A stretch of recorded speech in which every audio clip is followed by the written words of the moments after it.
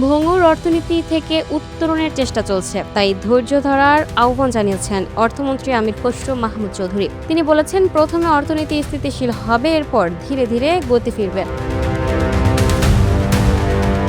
সোমবার রাজধানীর hotel intercontinental গবেষক, উদ্ভাবক ও উদ্যোক্তাদের সম্মাননা অনুষ্ঠানে তিনি এসব কথা বলেন। অর্থমন্ত্রী বলেন, সরকার যে ভঙ্গুর অর্থনীতি পেয়েছে তা পুনরুদ্ধারের কাজ চলছে।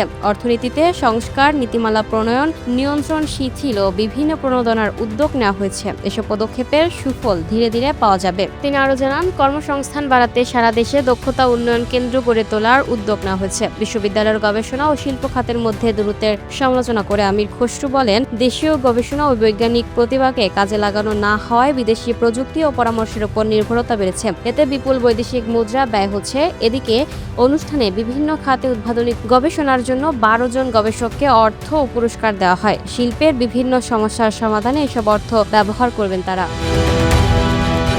Lucky Akhter, up to date news, Dhaka.